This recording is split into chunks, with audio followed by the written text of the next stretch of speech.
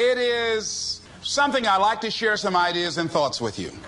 I'm not asking that you believe anything that I say. I'm not asking that you agree with me. I'm merely asking that you stand on and in the conversation that we'll share with you this evening.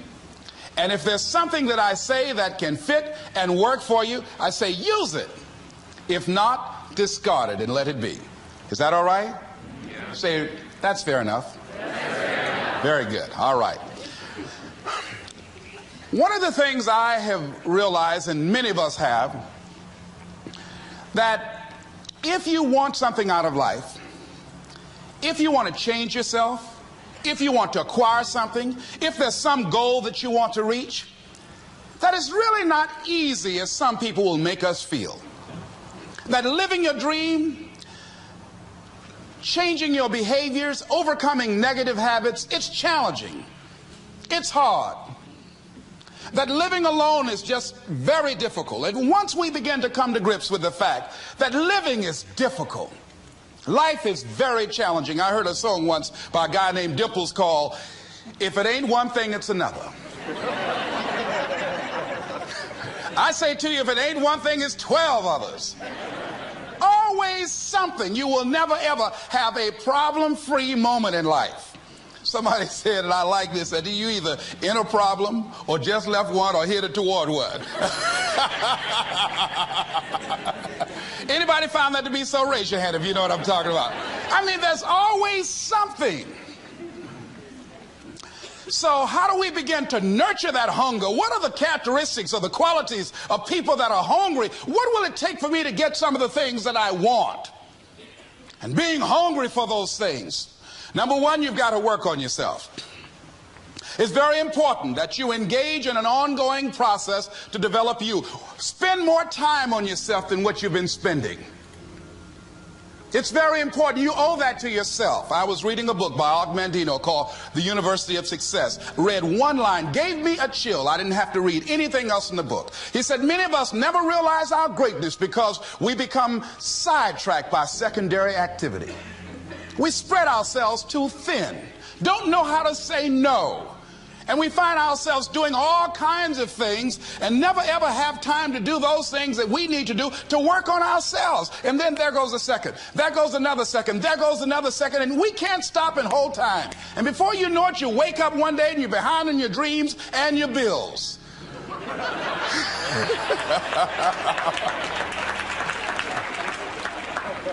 So decide that you're going to take some time to work on you, that you deserve that from yourself, that your life deserves some prime time because you are creating your own production. As Michael Todd would say, you are the star of your show. You are the director. You're writing the script. And you will determine whether your life is a smash office hit or flop. You determine that. Working on yourself, talking to yourself. That's so very important. Overcoming the negative conversation, that inner dialogue that's going on all the time, even when you don't want it to be there. You can't stop yourself right now from thinking. You can't do it. It's going on. And so learning how to empower yourself, part of doing that is standing up to yourself. You've got to stand up inside yourself sometimes and say, shut up. You've got to do this. I was going to give a presentation, and this voice inside of me saying, you can't do this. You don't have everything it takes. I shut up. I'm behind on my bills, and you're telling me what I can't do. I have got to do it. You'll get scared sometimes. Your mind will go blank on you. Some people you will allow to unnerve you, and you wonder, what's wrong with me? I'm not crazy. That's why you've got to learn to make a conscious, deliberate, determined effort to stand up inside yourself. Working on yourself, watching that inner dialogue, it will determine the quality of your life. I don't believe this. I know this. I've had a challenge of losing weight. I'm walking through the airport, this voice say, why don't you have some M&M peanuts? No!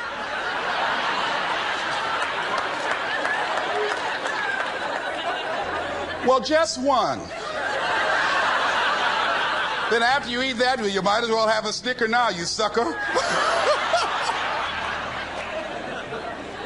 I mean, it's challenging. My mother fixed the kind of sweet potato pie you can't eat with your shoes on. Have to take your shoes off so you can wiggle your toes. It sticks on my fingers. It says, eat it. One little bite won't hurt. That voice, constantly. Little demons from Colonel Sanders driving my car in there. I had to say, no, no, no, no. I'll diet tomorrow. I saw a skinny man get hit by a truck. Had he had a little bit more weight, he might have lived, you know. Some of you know what I'm talking about. Raise your hand if you know that. That voice is awesome. So you have got to stand up to that voice.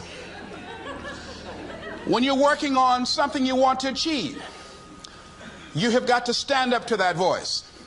You've got to sell yourself every day on your abilities, on what you're doing, on the goal that you want to reach. You've got to sell yourself every day, every day, every day. According to your level of belief, it will manifest itself in what you're doing. Whatever we have right now, whatever we're demonstrating in our lives, is a result of what we believe subconsciously that we deserve. And part of increasing that belief level is that you have got to convince yourself every day. You've got to sell yourself. I do a lot of training for many corporations, and I conduct sales seminars, and I've heard all kind of guys doing techniques and training people techniques of how to close sales and how to work with and begin to control the sale and how to ask for the close. Let me share something with you. You can learn all the techniques in the world. If you don't believe in yourself, it won't happen for you. I learned all of it. So that's why I do a training called Focus on the Seller. You've got to focus on you. And as you convince you, as you sell yourself every day, every day, every day, you will begin to see a difference in the things that you're doing. Selling yourself on your ability to perform a job, to achieve a certain objective. Telling yourself every day, here I go again. And I got what it takes. This is my day. And nothing out here is going to stop me. And when you go out there, life say, come over here.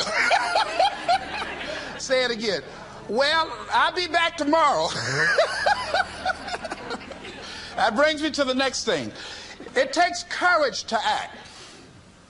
Part of being hungry when you've been defeated, it takes courage to start over again. I used to do door-to-door sales, and I was working with another friend of mine, and door-to-door sales, I mean, it's punishing. It's cruel and unusual punishment. And I was a little boy knocking on the door.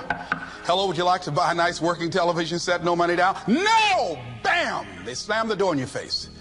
And the friend of mine that was working with me, they slammed the door in his face, and I looked back, and he was going to the car. He said, I can't do this. And he sat down in the car. And he said, you go ahead, I'll be here when you get back.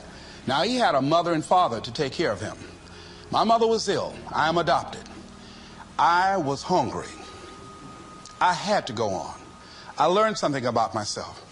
That when you step into your fears, somebody said, it was Winston Churchill, he said that courage is going from failure to failure without losing enthusiasm. When you step into your fears and continue to push yourself to go on, something happens for you. It will enable you to transcend yourself. I went to the next store. You like to buy a nice working television? No! Bam! Went to the next one. No! Bam! After a while, I no longer took it personal.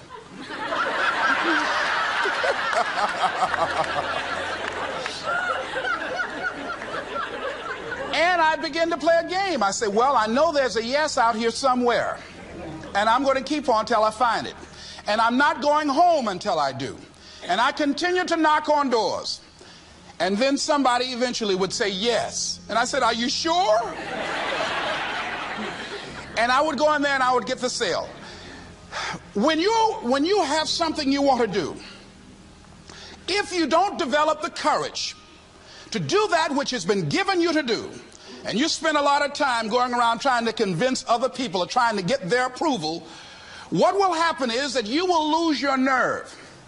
And other people will convince you that what you're doing doesn't have any value, and you'll give up on your dream.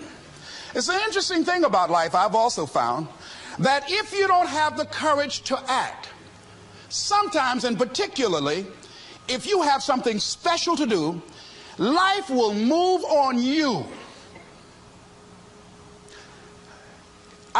If it were not for life, I would still be a disc jockey. I didn't just leave voluntarily to go to the state legislature. I was fired. I was working on a job, and I came home one day. I was married at the time, and I told my former wife, I said, that guy Bert I work for is stupid. She said, if he's so stupid, why does he sign you a paycheck? Now, you see why I divorced her, right? I couldn't stand her. That night, I could not sleep well. Here was a guy that was controlling my life. I was going through all kinds of changes because this man controlled my paycheck. And it was Carlyle who said, truth crushed to earth shall rise again. Winston Churchill said, the truth is incontrovertible. Malice may attack it, ignorance may deride it, but at the end there it is. And we know scripture that says, ye shall know the truth, and the truth shall set you free. And the truth that I had to come to grips with, that I wasn't in charge of my destiny. The truth was that I wasn't giving all that I had.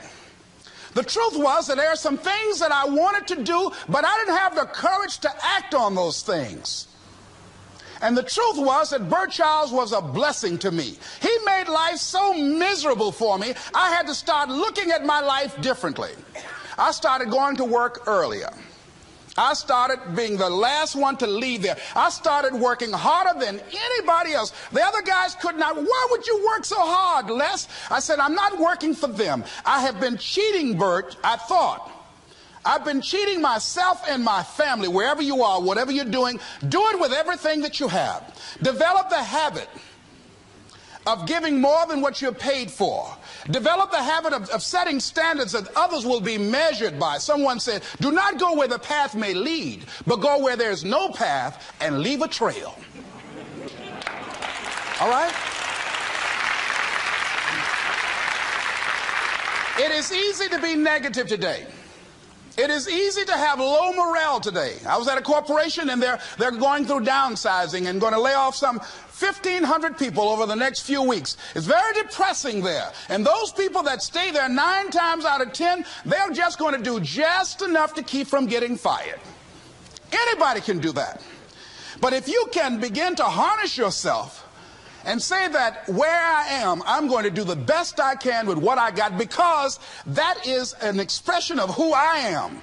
If you get into the habit of just being mediocre, it will become a part of your consciousness. If you get in the habit of giving less than what you have it within you to give, it will begin to reflect itself in your personality.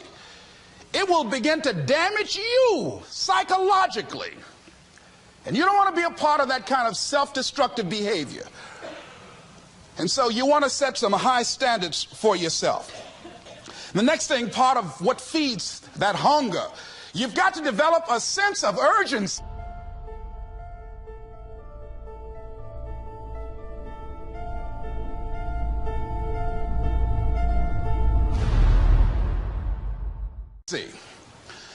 Aurelia said, stop living your life like you have 1,000 years to live. In life, you're either here today and you're gone today. If there's something that you want to do and you can't do it all at one time, do just a little bit of it. I like what Robert Schuller says. He said, by the yard it's hard, but inch by inch anything is a cinch. Do just a little bit of it. A friend of mine, Bobby Kerr, used to be a roommate. Bobby wanted to go into the area of public relations. He loved working with the public. Young lady he wanted to marry named Clarice. Bobby was a great procrastinator. Pretty soon the job where Bobby worked, they transferred him to another location. He went out to celebrate with the people on that new job site. And Bobby suffered a massive heart attack and died. Bobby didn't drink and didn't smoke, was under 40, and he died. Ask you a question. How much time do you have left? How much time do you have left? When you start thinking about that, we don't know. We don't know. Bobby took all the greatness and all of the talent and all of his abilities to his grave with him. One of the things he could have put in parentheses under his name, he didn't use all his stuff. And most of us do that. Most of us don't use the stuff that we have brought into the universe. And we want to make a conscious, deliberate, determined effort to start living life with a sense of urgency and using what we've got. Using ourselves up. Sharing what we brought into the universe to share. Because if we don't, nobody else will. Stop wasting valuable time. Knowing that if we begin to live our lives as if each day were our last, our lives will take on a whole new meaning. They take on a whole new expression, valuing each moment that we are blessed with. The next thing that begins to nurture that hunger, honor yourself as your word. Don't give your word out lightly. When you throw your word out there and you don't honor it, it makes a statement about you. If you decide to maintain a sense of integrity with yourself, that if I speak it, I'm going to live it. It's who I am.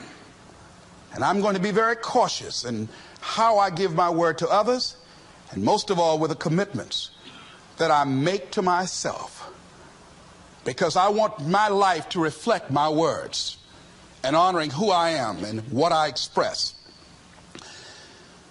Another challenging area in terms of nurturing and developing that hunger in yourself is learning the art of becoming single-minded. Learning how to concentrate. Learning how to focus in. And you'll be surprised at the things that you're able to do. When you learn how to block things out, when you learn how to keep thine eyes single, you'll be surprised at the ideas that will come to you, of the people that you'll be able to attract, of the opportunities that you'll be able to see. You'll begin to see things that have been standing there looking you in the face, say, I can't believe this has been here all this time. Here's a habit that I do. Maybe it might be of some value to you. I get up in the morning and I start writing what great ideas that I can think of today that can improve me and that will enable me to reach my goal. And I just let my mind flow. Sometimes I write 15, 20 ideas. Some days it's more difficult than others. One idea can change your life. One idea can turn your life around. Deciding that you're going to focus to develop your skills. A guy was the new owner of a baseball team that was in the basement of the league when he took it over. He went to the picture and he said, what is your best throw? He said, well, I got a good curveball and I've got a good fastball. And he went on talking about his different throws. He said, but tell me this, what is your best throw? He thought for a moment. He said, I've got a good fastball. He said, that's all I want you to work on. Nothing else. Just develop your fastball. The next year, they went to the World Series. Most people don't know where their fastball is. Most people go through life never discovering what their talents are. Most people never develop their talents. They have skills and abilities, but if you don't nurture them, if you don't develop them, they will never serve you. Your gifts can take you many places if you develop your gifts. Most of us don't like to do those things that come easy to us. I've always loved to talk to people. I decided, taking this advice, to develop my skills as a speaker. And my gift has developed and has taken me many places. You have something that you brought to the universe. And that if you decide that my life deserves my developing this, what I do well, and becoming the best at it and mastering myself and seeing what I have within me, if you decide to drop your buckets where you are and develop your gifts, I grant you, you'll never ever be without. I grant you that your gifts will take you places that will literally amaze you. I grant you that if you begin to work to develop your gifts, you'll develop a strong sense of happiness. You'll get a larger vision of yourself, because part of beginning to get a larger vision of yourself, all of us need some area of our lives where we can have a feeling of competence. That people know when they think about this area, that's something you do. That you eat and sleep that. And that you do that. You do that. And people know it. And you know it. And you know that you know this. If you don't know anything else, you know this. Can you tell I know what I'm doing? Oh, hello. You know this. So you've got to work on it. When other folk are having a good time, you've got to have the strength of character to concentrate, to read, to digest information. If you decide in any particular area that you're concerned about to make a conscious, deliberate, determined effort to read one book a month in that area, in 5 years you'll be among the top 5% experts in the world. I read a minimum of 2 books a week. The average American reads only 1 book a year. If you decide that area that you love, that you are going to master that particular area, in this era of accelerated change, overwhelming complexity, and tremendous competition, as you begin to develop and expand your skills and your talents and your vision of yourself, you will always be in control of your destiny.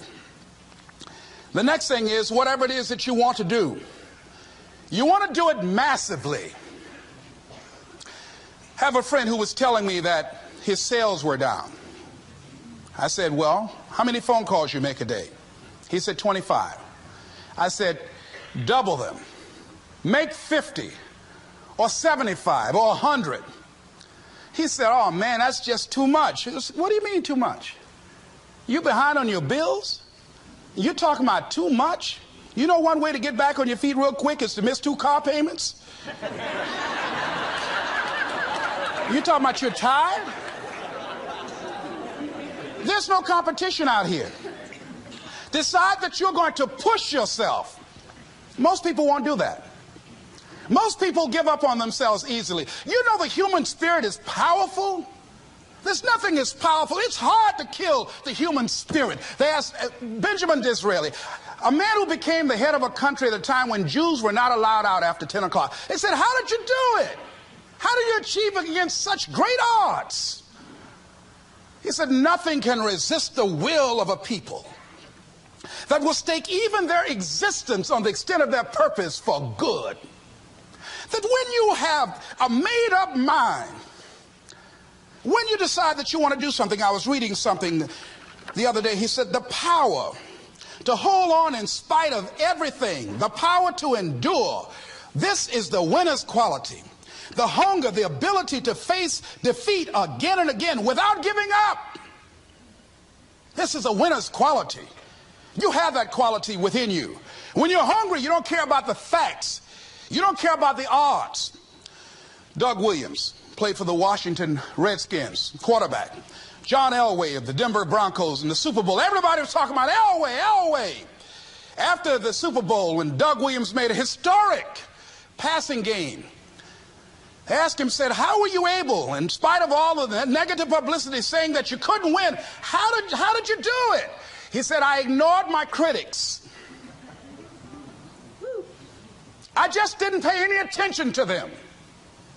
I ignored myself because they kept on saying it so much. There were times I doubted whether or not I can do what I needed to do. There's a Doug Williams in everybody here. There's greatness in you. And you've got to learn how to tune out the critics outside and the critic inside. And since I'm going to do this, I'm going to harness my will. And I'm not going to let anything stop me. I deserve this. I'm going to do it until. And this friend, I told him, said, start increasing your calls. I said, I make 100 calls a day. I got a callus in my ear. My ear kind of dark. You can't see it, but it's there.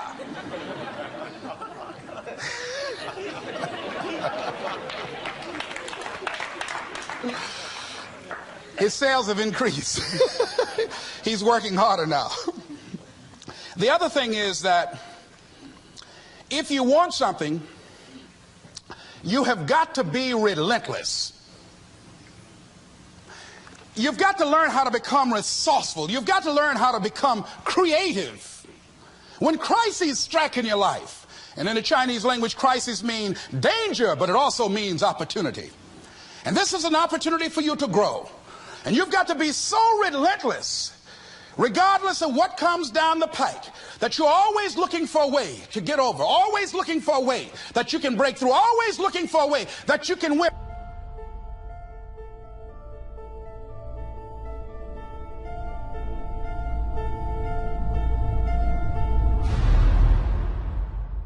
And always looking for a way that you can strike a telling blow. And pretty soon, I think there's some people watching us in the universe that say, wait, let's call a meeting over here. You know that guy Mustafa? Look at him down there. He won't stop. Just that fool don't know he can't get over. Look here. Why don't we do this? Let him go and let's mess with somebody else. Just let him go on through.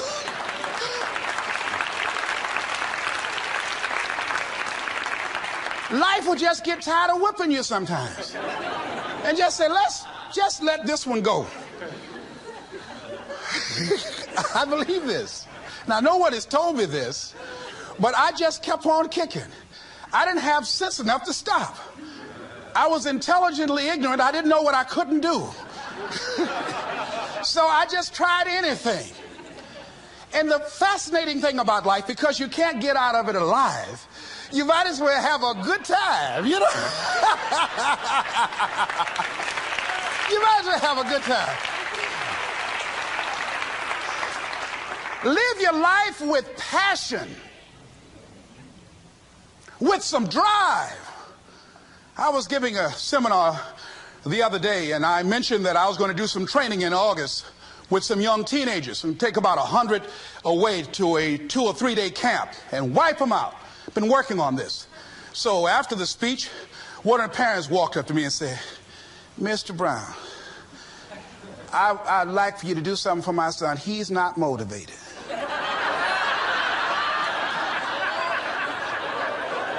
I said, I wonder why.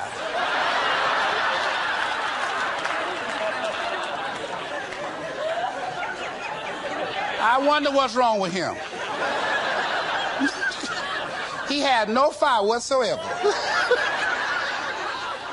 See, what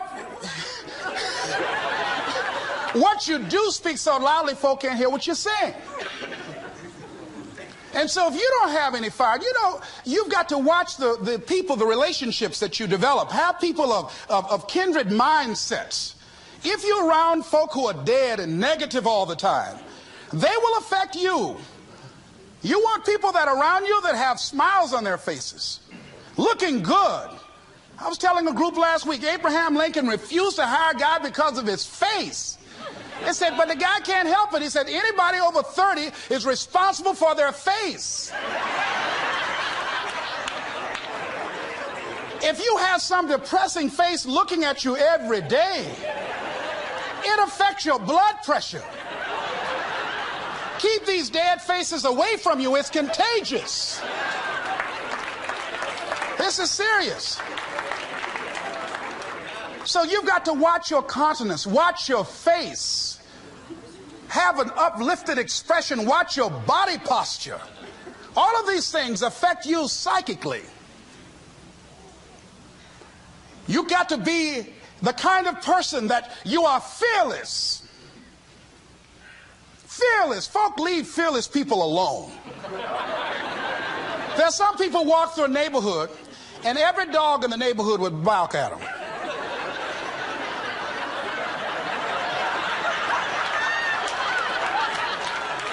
But there's some people come through and ain't nobody gonna mess with this.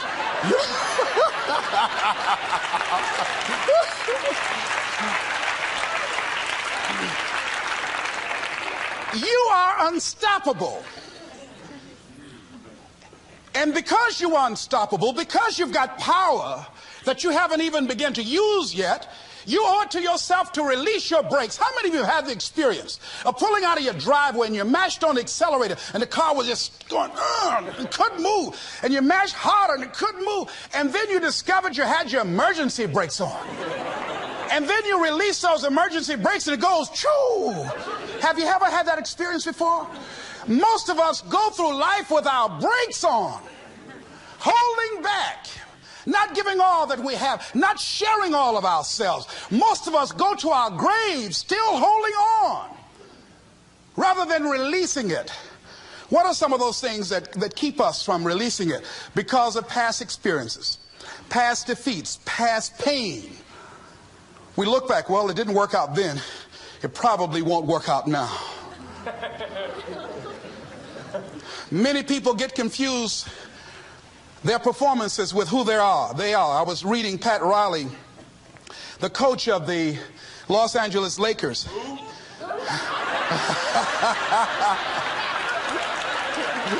But you're going to like this quote here. After the Trailblazers had blown them out of the water, and I'm sure he said this last night, they asked him, how do you feel? He said, tonight we were exposed for what we are right now. You see? That if my speech tonight doesn't work, it doesn't mean that I'm a bad speaker. It means that what I did didn't work tonight. And I've got to separate what I do from who I am. And I've got another shot. See, the last chapter to your life has not been written yet, and it doesn't matter about what happened yesterday. It doesn't matter about the things that you've done that you feel guilty about. If you wouldn't do it today, you're convicting an innocent person. You've been reborn to a new state of consciousness. And as they say, if we knew better, we would do better. And so you begin to decide, I'm not going to be denied. I remember, and I was telling someone, and they asked me, would you repeat that again? I was interested in going into broadcasting. I'm adopted. And that was my key out. I wanted to make my mama proud of me. I was very much appreciative of what she's done for my brother and sister and I. And that was my way out. And I went over to a radio station, asked a guy and told him that I was interested in broadcasting. He looked at me in my straw hat and my overalls.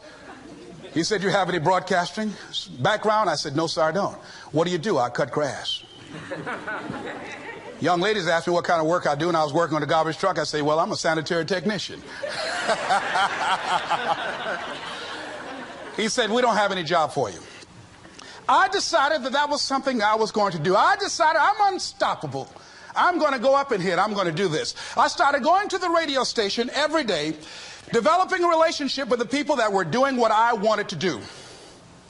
And that's what I encourage you to do. Whatever area you want to go in, find people that are doing it the way you want to do it and develop a relationship with them. When I decided to go in this area, I wrote letters to Dr. Norman Vincent Peale, to Zig Ziglar, to Dennis Waitley, all of the giants in this area. And I said, this is something I want to do. I've been following your career. Would you help me? Dr. Norman Vincent Peale answered my letter, did an article on me, wrote about me in the most recent book that he issued, and done many broadcasts about me. I'd wanted to develop a relationship and rapport with those people that were achieving those things that I wanted to achieve. By the same token, I would go to the radio station, and I developed a relationship with the guys. And they used me as an errand boy when they needed some food or someone to go pick up entertainers that came into town. Temptation singing My Girl, Jerry Butler singing For Your Precious Love, Sam Cooke singing Darling You Send Me. I would pick up the entertainers at the airport and driving around in the disc jockeys, big Cadillacs. Didn't have any driver's license, but I was acting like I had some.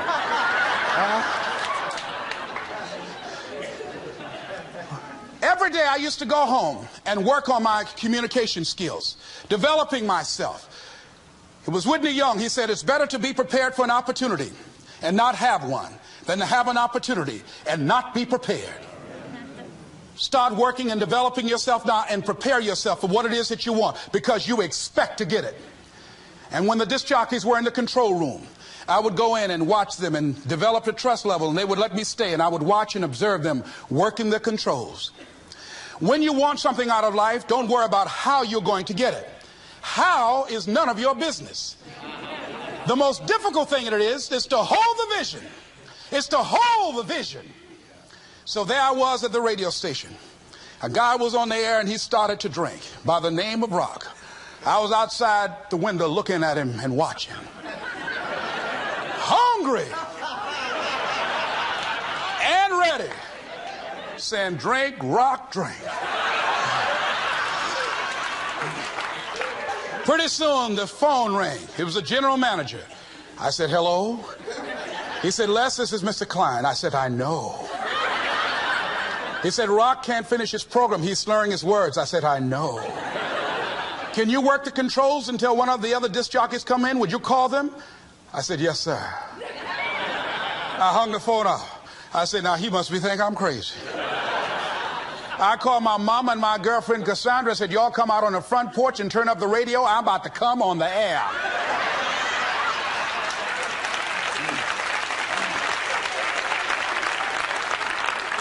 I waited about 15 minutes. I called him back. I said, Mr. Klein, I can't find nobody. He said, well, why don't you go in there and work the controls until they get there? And don't say nothing here. I said, yes, sir. I couldn't wait to sit down at that turntable, Mustafa. I said, look out, this is me, LB, Triple P, Les Brown, your platter playing Papa. There were none before me and there will be none after me. Therefore, that makes me the one and only. Young and single and love to mingle, certified, bona fide, and indubitably qualified to bring you satisfaction and a whole lot of action. Look out, baby, I'm your love man. I was hungry.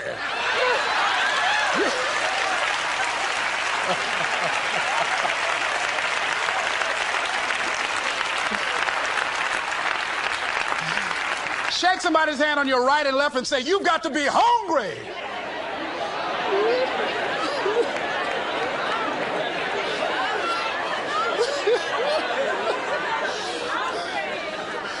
Well, y'all something else. You hear me?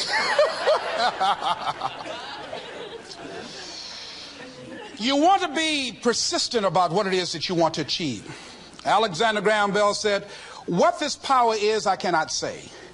All I know is that it exists and it becomes available only when a man or a woman is in that state of mind in which he or she knows exactly what he or she wants and is fully determined not to quit until they find it.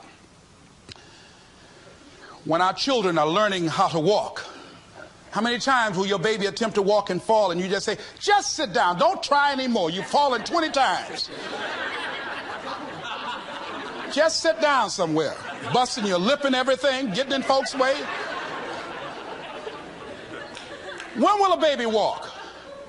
It will walk when it walks. That's when it will walk. Les, when will you be known nationally as the motivator? I will be known when I'm known. That's when I'll be known. Don't get caught up in, well, I've tried it 4 or 5 times and things didn't work out.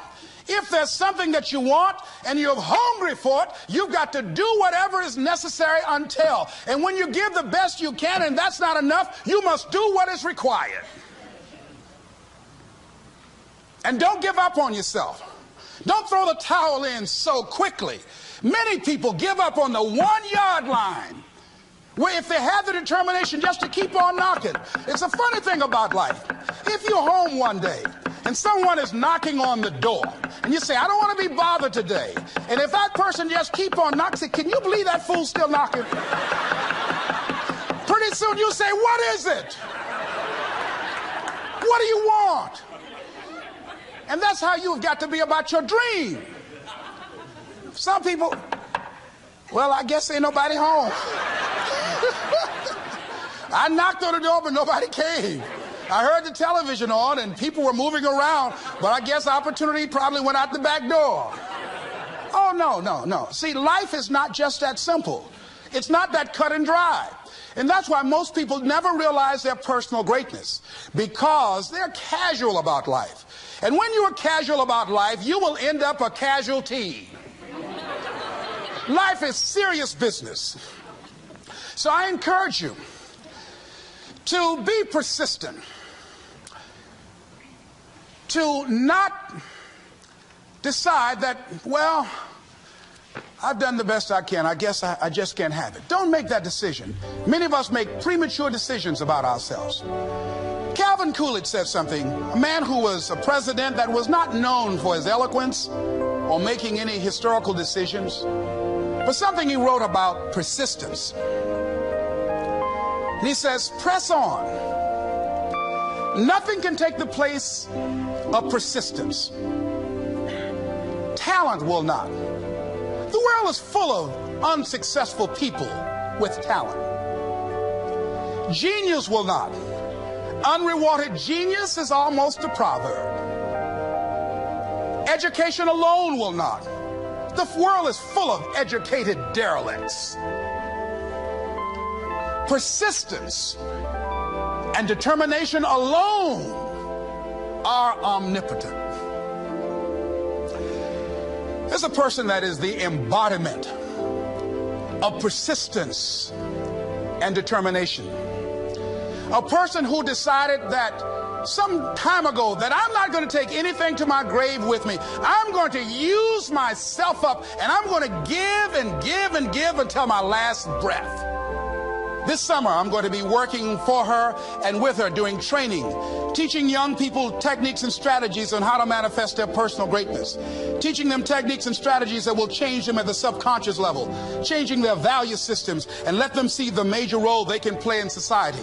Let's give Mrs. Rosa Parks a round of applause, if you please.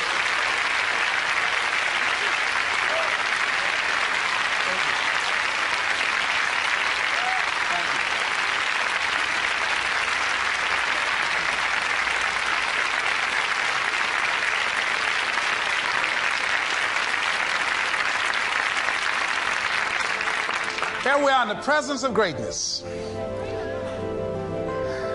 Mrs. Parks, people over here couldn't see you. Would you come up? Could you? She's such a beautiful person.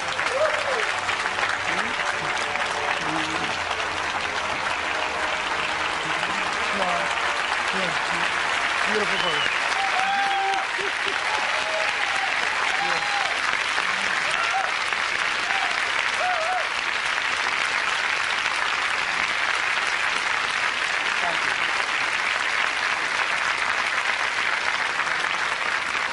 I encourage you to see Mrs. Parks and Mrs. Elaine Steele about the Rosa and Raymond Parks Institute for Self-Development. If you're interested in your children participating in that, they have some information over here to share with you. It is just fascinating and just a blessing to have this woman when a lot of folk who are giving up. And here this year she celebrated her 75th birthday and still has a dream of being an instrument of change. And there is a Rosa Parks in all of us who made a decision at one point in time, standing on the platform of oughtness, as Immanuel Kant talks about in a book called Critique of Pure Reasoning, that there's certain things we know we ought to do. We just know it. We owe it to ourselves and those around us. I don't know what your dreams are. I don't know what your goals are. But let me leave this with you.